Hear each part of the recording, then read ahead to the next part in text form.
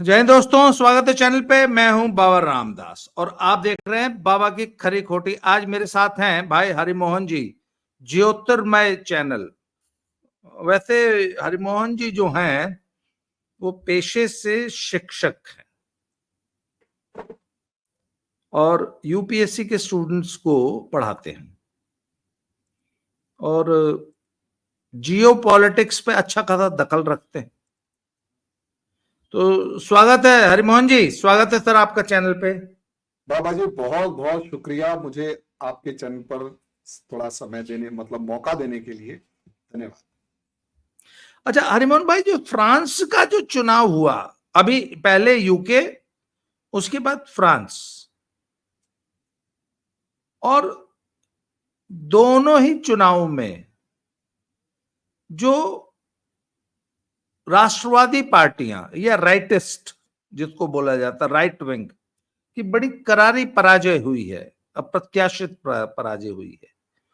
तो इसके एक तो निहितार्थ क्या है, स्पेशली जो फ्रांस में जो कुछ हुआ, और जब चुनाव हो गया, रिजल्ट आ गया, उसके बाद भाई जॉन्स ने जो जीत का जश्न मनाया और उस जश्न में जिस तरीके से फ्रांस को आग लगा के जश्न मनाया गया।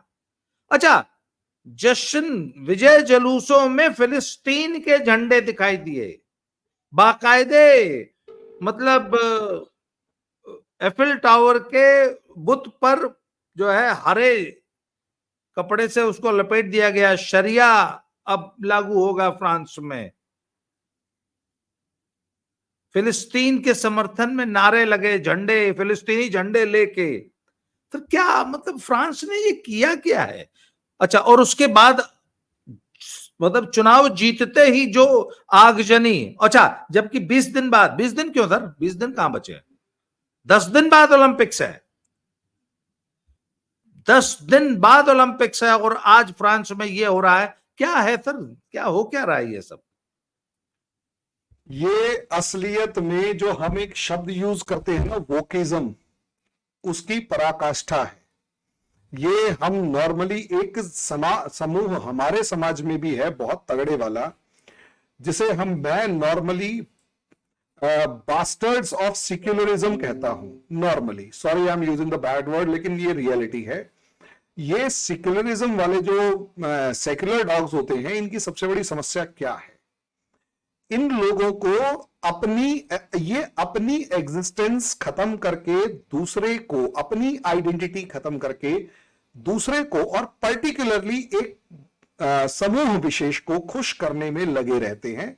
वो चीज इंडिया में भी है, जिसमें अगर आप देखोगे तो कोई कह रहा है कि मुसलमानों ने बदला लिया, मतलब हिंदू हिंसक है, कोई कह रहा है सनातन को खत्म कर दो, कोई कुछ कह रहा है, कोई कुछ कह रहा है। एग्जैक्टली इसी प्लेटफॉर्म, इसी चीज को अगर आप देखोगे, जबकि दूसरी तरफ मुस्लिम्स में से मौलाना अरशद मदनी का तो स्टेटमेंट ये भी है कि मुसलमानों ने बीजेपी से बदला लिया है।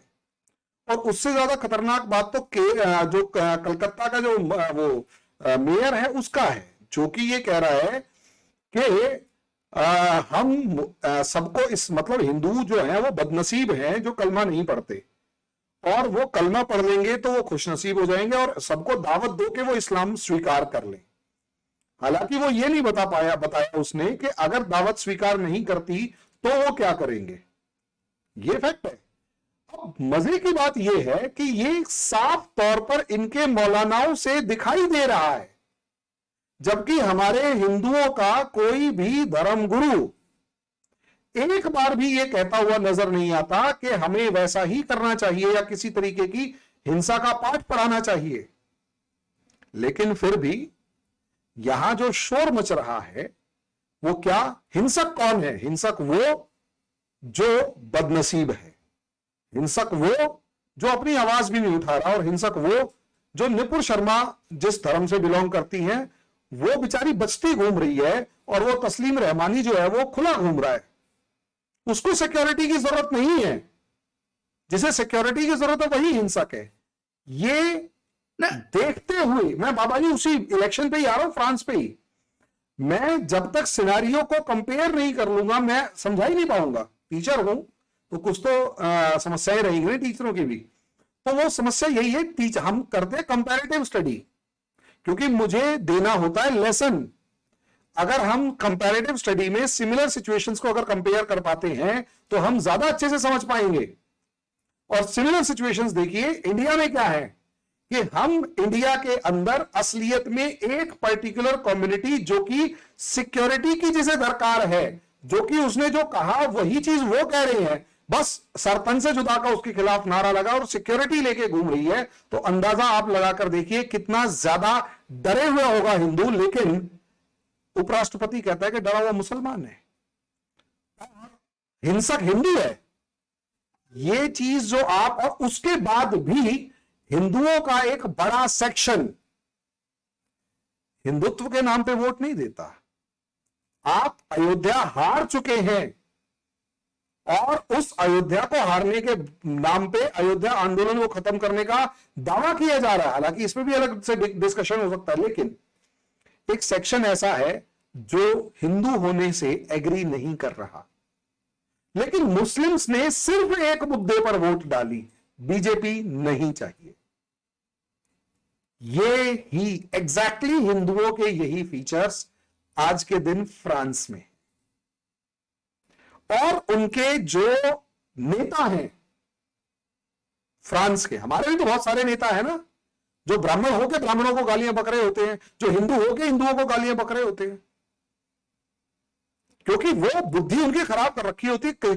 कम्युनिस्टों का इस्लाम के साथ जो कॉम्बो है, टेक्ली कॉम्बो, उसने यही कॉम्बो आज के दिन कम्युनिस्ट और इस्लामिस्ट्स का यूरोप में मौजूद है।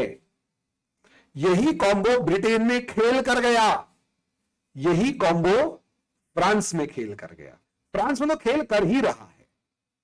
फ्रांस में 10 साल से, मतलब कितने साल से कंजर्वेटिव वो सेंट्रिस्ट गवर्नमेंट है, और आप अंदाजा लगाकर देखिए फ्रांस के अंदर ये जो illegal migrants Morocco, Algeria, Tunisia, Sudan, Afghanistan, यहां से आए हुए हैं और ये खुलकर उनकी बच्चियों का रेप कर रहे हैं, उनको सड़कों पर पीट रहे हैं, उनकी सड़कें भर चुकी हैं।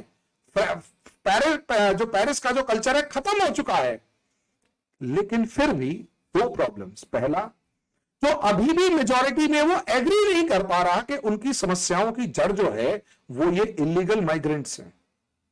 वो अभी भी ये कह रहे हैं नहीं नहीं नहीं नहीं, ये इतने बुरे भी नहीं है, कुछ ही लोग बुरे हैं, कुछ सिर्फ वही लोग बुरे हैं जिन्होंने सड़कों पे किसी को मारा, बाकी तो अच्छे हैं। देखो ना, भले ही जो एक के सामने अच्छा बना हुआ है वो बाहर जाके बदमाशी दिखा रहा है, या फिर जो अच्छा यहां बना हुआ है वो वायलेंट उसी के ब्रदर्स जो हैं, रिलीजियस ब्रदर्स हैं, उनको साइलेंट सपोर्ट प्रोवाइड कर रहा है। इस रियलिटी को कोई समझ ही नहीं पा रहा कि भाई इंडिया में भी वही बिहेवियर है जो फ्रांस में है, जो ब्रिटेन में है, जो स्वीडन में है, डेनमार्क में है, नीदरलैंड्स में है, जर्मनी में है, पोलैंड के अंदर। पोलैंड दावा करता है हमारे यहां एक भी मुस्लिम रिफ्यूजी नहीं है, हम देखो कितने खुश हैं।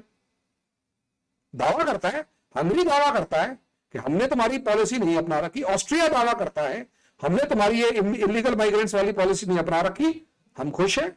तुम पागल हो। लेकिन यहां वो लिबरल्स और freedom of speech and expression, इस वाले जो लोग हैं, इनको लगता है कि अच्छा। और दूसरी एक चीज और, ये लिबरल्स है ना और कंजर्वेटिव, लिबरल्स जो खासकर हैं, ये एक नैरेटिव सेट करने में बड़े शातिर होते हैं। अब जैसे, और खास बात ये, इनकी एक खास बात मिलेगी, ये बड़े प्यार से बात करेंगे, जर्मन कॉकरोच टाइप में इतनी प्यार से बात करेंगे। मीठा जहर इसी को तो कहते हैं। सामने वाले को लगेगा यही तो ठीक कह रहा है, मेरे जैसे का मुंह से निकल गया सेकुलर बास्टर्ड्स, अरे ये तो गाली बकता है, ये अच्छा नहीं है। अरे भाई मैं गाली क्यों बक रहा हूं ये सोचो। ऐसे ही नेशनलिस्ट फ्रांस में परेशान हैं, और वो परेशान नेशनलिस्ट जो है वो क्या कर रहे हैं, क्यों ले पेन रो पड़ी। सोचिए क्यों रो पड़ी। बाबा जी, ये ली पेन के आंसू वही हैं जो हमारे आंसू आए थे 240 सीटों का रिकॉर्ड देख के, मतलब 240 सीटों का रिजल्ट देख के। क्योंकि हमारे लिए इस देश को रेडिकलिज्म से बचाने की एक लड़ाई है। जबकि जो रेडिकल हैं और रेडिकल्स को सपोर्ट करने वाले हैं वो हमें रेडिकल कह रहे हैं। सिमिलर लड़ाई फ्रांस में है। फ्रांस में ये जो लिबरल्स हैं, जिस लिबरल्स में से एक सरमाएदार उन लिबरल्स का ये इमैनुअल मैक्रो है, और जो लेबर पार्टी है वो भी कहीं ना कहीं इन इलीगल माइग्रेंट्स को on the name of humanity, on the name of freedom of speech and expression, on the name of रिप्रेजेंटे मतलब क्या नाम है, फ्रीडम ऑफ रिलीजन, इन सारे इलीगल माइग्रेंट्स को अपना दामाद बनाने के लिए तैयार है। और मजे की बात ये, मुझे आज तक एक चीज समझ में नहीं आई, और ये सो कॉल्ड सेक्युलर बास्टर्ड्स हैं, इनसे सवाल पूछता हूं कि एक आदमी जो अपने रिलीजियस टेक्स्ट पर बिलीव करता है और वो रिलीजियस टेक्स्ट उस आदमी के अलावा दुनिया के किसी भी दूसरे आइडिया को एक्सेप्ट ही नहीं कर रहा, वो रिलीजियस टेक्स्ट डाइवर्सिटी को एक्सेप्ट ही नहीं कर रहा, वो रिलीजियस टेक्स्ट ओपनली डिक्लेयर कर रहा है कि अगर कोई आपके अकॉर्डिंग नहीं चल रहा, यू कैन किल हिम, और बाकी सब बदनसीब हैं। वो रिलीजियस टेक्स्ट जो है वो असलियत में उस रिलीजियस टेक्स्ट को मानने वाला मेरा दोस्त कैसे हो सकता है, मुझे यह बता दीजिए। जिसके रिलीजियस टेक्स्ट में यह लिखा है कि जब तक हरिमोहन हरिमोहन रहेगा, बाबा रामदास रामदास रहेगा, यह आदमी काफिर रहेगा, यह आदमी कभी सुधर ही नहीं सकता, यह आज इसको जन्नत नहीं मिलेगी। जो मेरा मुस्लिम फ्रेंड है उसको यह जिम्मेदारी है कि वो मुझे कैसे भी करके इस्लाम में कन्वर्ट करवाए। वो मेरा सच्चा दोस्त कैसे हो सकता है, मुझे आज तक समझ में नहीं आया, जब तक कि वो कुरान के अगेंस्ट नहीं चला जाए। हां, वो कुरान के अगेंस्ट जाकर अगर ये कहता है कि हरिमोहन तेरी एग्जिस्टेंस को मैं मानता हूं, वो आपकी एग्जिस्टेंस को मानता है, वो हिंदू के एग्जिस्टेंस को मानता है, तो वो कुरान के अगेंस्ट है। तो ऐसा इंसान मेरा दोस्त कैसे हो सकता है, मुझे समझ में ही नहीं आ रहा।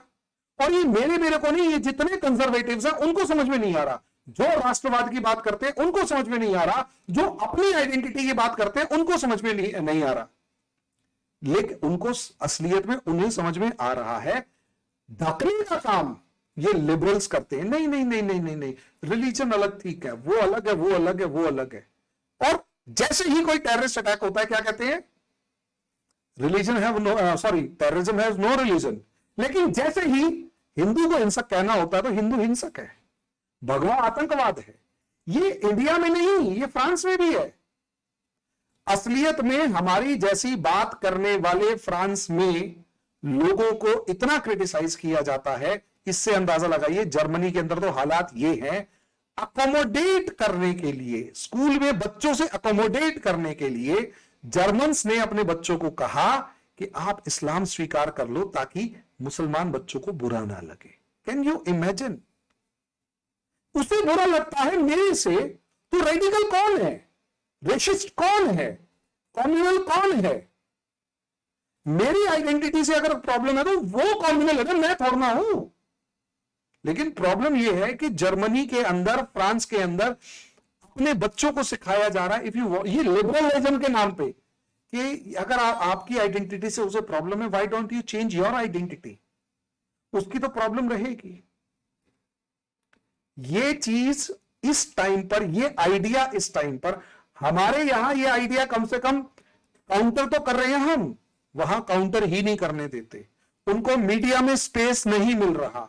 उनकी सोच कर देखिए, जैसे ही ली पेन जीत रही थी, 32% वोट ले गई थी, लिबरल्स ने और लेबर पार्टी वालों ने, जो दोनों के दोनों इलीगल माइग्रेंट्स को अपना दामाद मानते हैं, उन्होंने क्या किया, साठगांठ कर ली, बिल्कुल वैसे ही जैसे यूपी में सपा और कांग्रेस ने साठगांठ कर ली कि वोट हमारा वाला बटना नहीं चाहिए, या तो वोट तुझे मिलेगा या मुझे मिलेगा। इसीलिए जो 27 जून या 29 जून को जो वोटिंग हुई उसमें ली पेन जीत गई। क्यों? क्योंकि सिंगल वोट हुई और सिंगल वोट में 32%। लेकिन वहां एक रूल है, रूल ये है कि अगर वहां पर ओवरऑल वोट ढंग से नहीं पड़ते और 50% क्रॉस नहीं होते, वोट्स अगर 50% क्रॉस नहीं होते तो सेकंड वोट होता है, सेकंड वोट काउंट होता है। और सेकंड वोट काउंट में बहुत स्मार्टली जो थर्ड नंबर वाला था, जहां जहां ली पेन जीती थी, वहां पर थर्ड नंबर वाले ने अपने कैंडिडेट वापस खींच लिए और थर्ड वाले के सारे वोट सेकंड वाले को मिल गए और सेकंड वाला जो था वो 50% क्रॉस कर गया।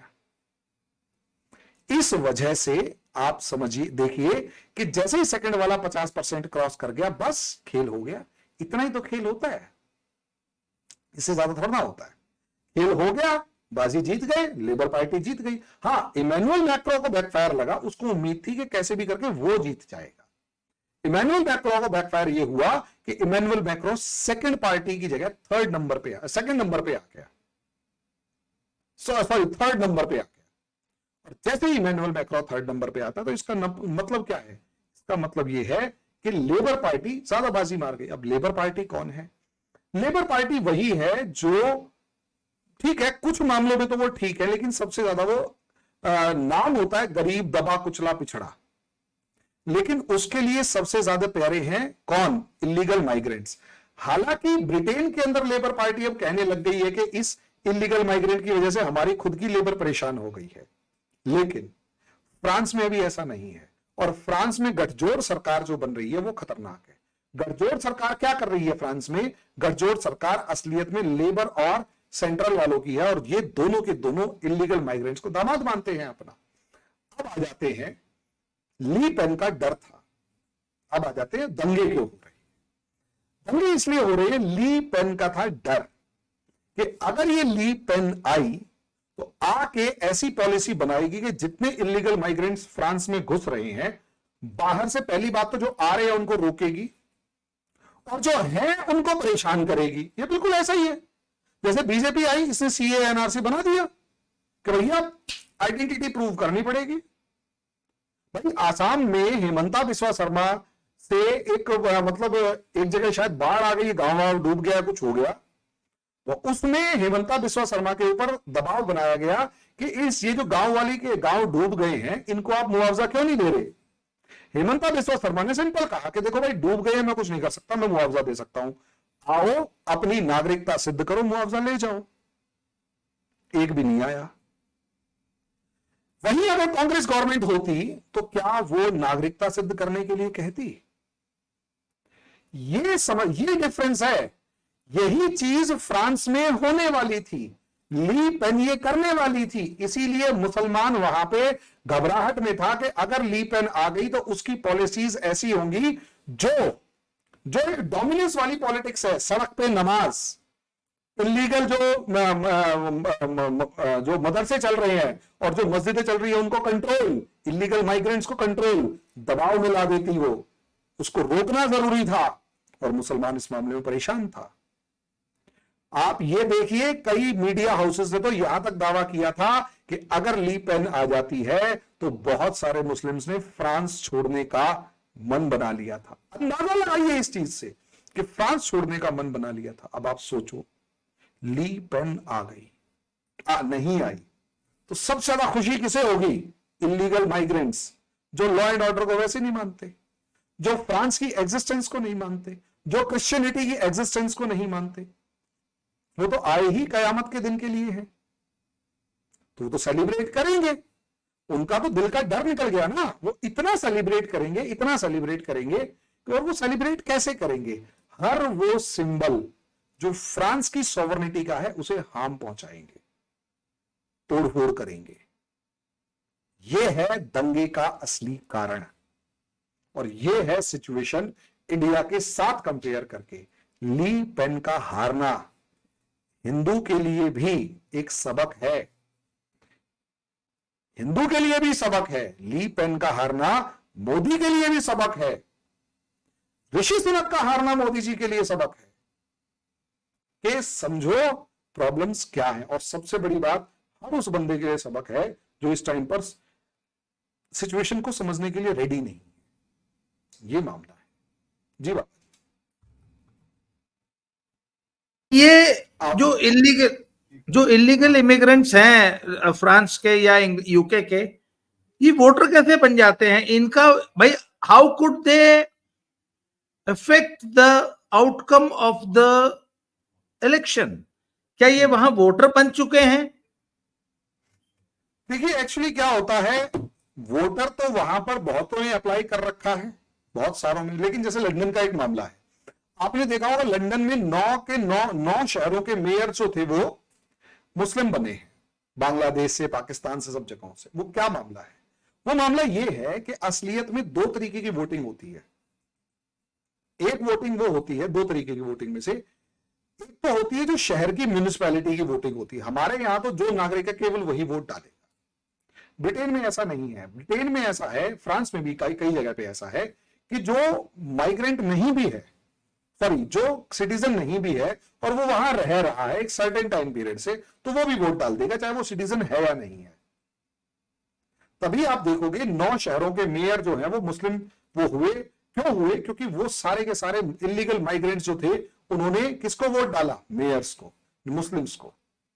वहां बाकी सारे माइनॉरिटी में रह गए या डिवाइडेड रह गए। अब आ जाते हैं फ्रांस में। तो देखिए इंपैक्ट कैसे क्रिएट करते हैं।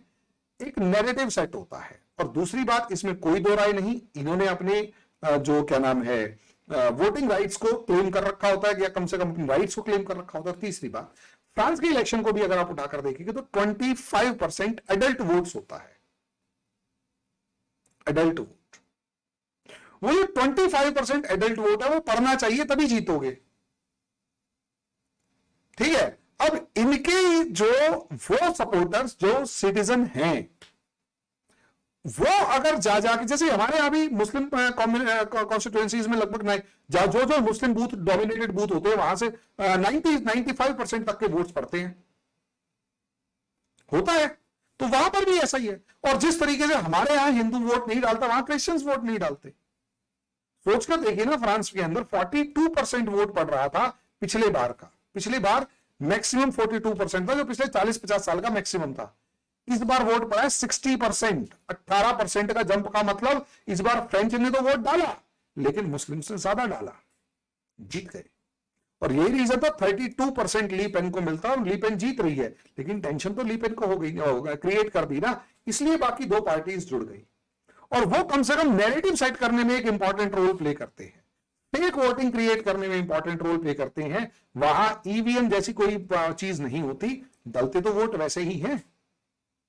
और इस चीज के ऊपर रिसर्च करनी पड़ती है कि उनके जो नैरेटिव्स के थ्रू जो वोट पड़ते हैं वो कितने ज्यादा खतरनाक है। इस पे अभी स्टडी चल रही है। जी बाबा जी। तो मुझे ये बताइए आपकी, ये जो जीत के जश्न में जो फ्रांस को फूंक दिया गया, आग लगा दी गई, तो जो जो लोकल जो फ्रेंच है, फ्रांस का जो नागरिक है, वो ऐसी इस कल्चर, मतलब फ्रांस को फूंक के जश्न मनाने वाला जो कल्चर है, इस पर कैसे रिएक्ट करता है? आप मुझे एक बात बताइए ना, यहां पर जो अभी हिंदू कैसा रिएक्ट करता है ये बताइए। अभी तो खैर शब बारात वगैरह जैसे सेलिब्रेशंस जो थे उसके अंदर अब तो बहुत सारा कंट्रोल हो गया, लेकिन हिंदू क्या रिएक्ट करता था जब उनकी गाड़ियां फूंक दी जाती थी, तोड़ दी जाती थी, सड़कों पे हुड़दंग होता था। मेजॉरिटी को इतना ज्यादा क्रिटिसाइज कर दिया जाता है, इतना ज्यादा क्रिटिसाइज कर दिया जाता है, उसे समझाया जाता है तुम बड़े भाई हो, तुम ये हो, तुम वो हो, तुम नहीं, ये बेचारे हैं, ये बेचारे गरीब हैं, गलती कर देते हैं, तो वो जल्दी से रिएक्ट नहीं करता। और दूसरी बात, हमें इस चीज को समझना पड़ेगा, हमें और फ्रेंच सोसाइटी में एक कॉमन थिंग है। हमारे यहां बहुत ऑर्गेनाइज्ड मैनर में हमारे रिलीजियस इंस्टीट्यूशंस को खत्म किया गया। हमारे रिलीजियस इंस्टीट्यूशंस से हिंदू धर्म की लीडरशिप छीन ली गई। यहां तक कि अगर कोई हमारा बाबा या हमारे संत महात्मा हिंदू धर्म के पक्ष में कुछ 2 बातें बोल देते तो उसे उठा के जेल में डाल देते हैं। हमारे इंस्टीट्यूशनल स्ट्रक्चर नहीं है।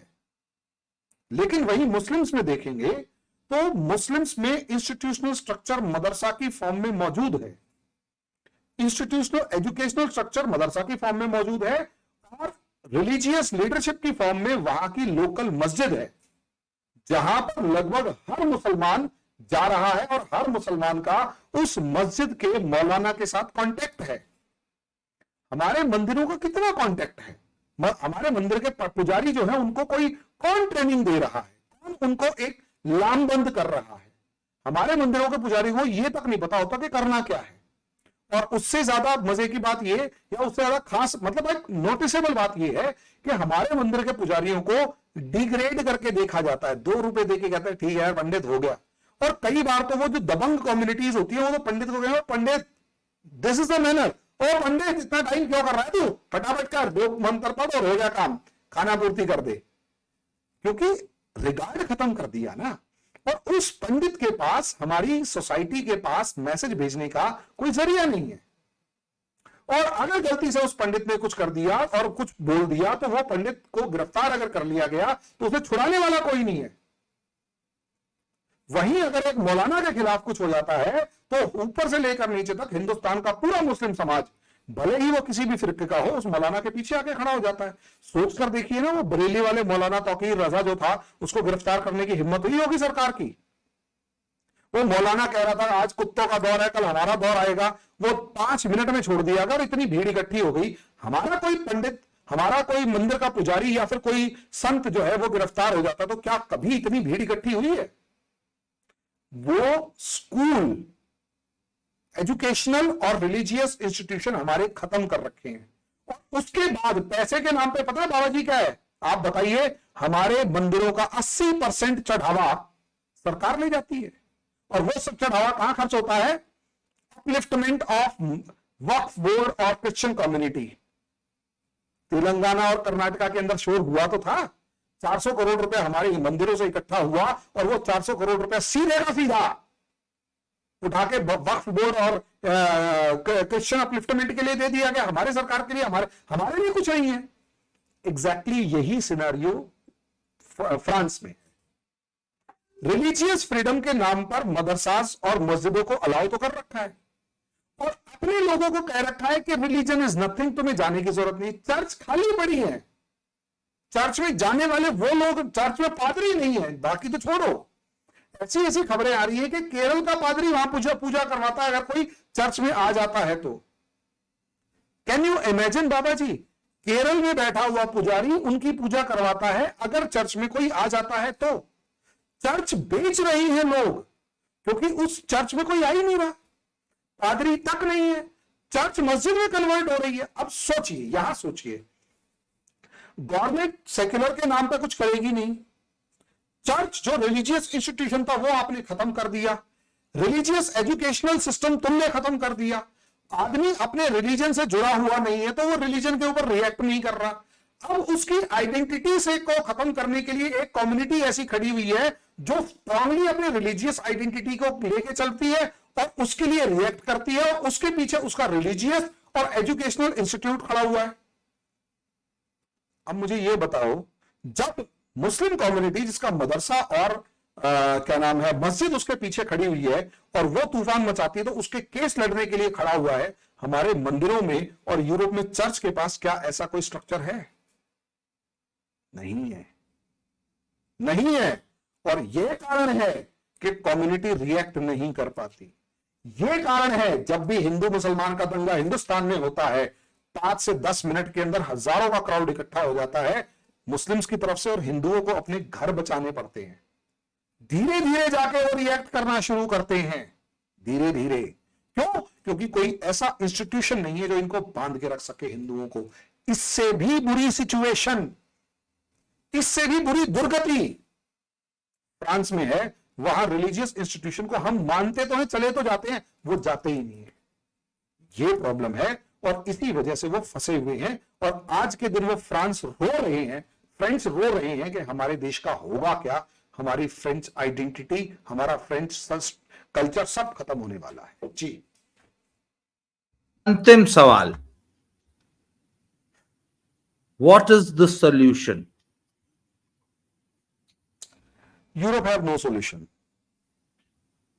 unless they would took up the sword and start whatever they can do.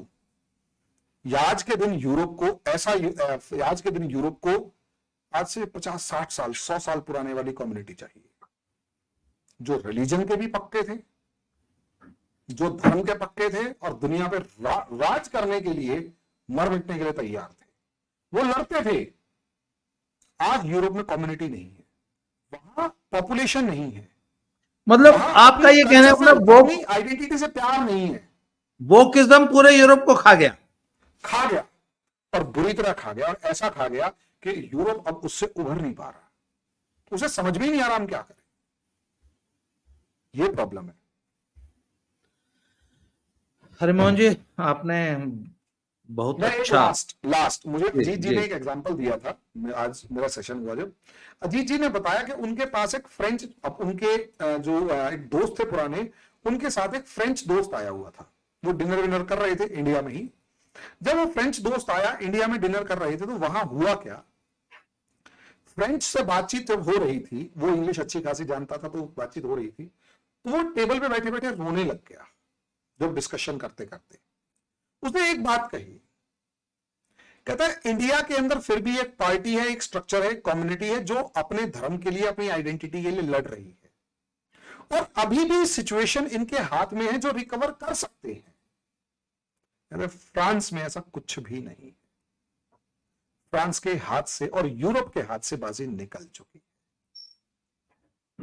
और ये कह के वो रो पड़ा, और ये फ्रांस और यूरोप की सच्चाई है बाबा जी।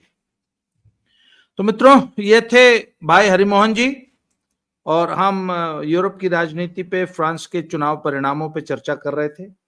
जल्दी ही हरिमोहन भाई, बहुत बहुत धन्यवाद, आपने समय दिया। अगले सर वीडियो में इस जो ये यूरोप में जो चुनाव रिजल्ट्स आ रहे हैं, इसका भारत की राजनीति को क्या, हमें क्या सीखने की जरूरत है, इस पे चर्चा करेंगे अगले वीडियो में। आज के लिए इतना ही, बहुत बहुत धन्यवाद सर, बहुत जल्दी फिर से मिलते हैं किसी नए टॉपिक, इस नए टॉपिक के साथ। Sir thank you very much. Harimohan ji बहुत बहुत जय श्री राम। जय श्री राम। जय श्री राम।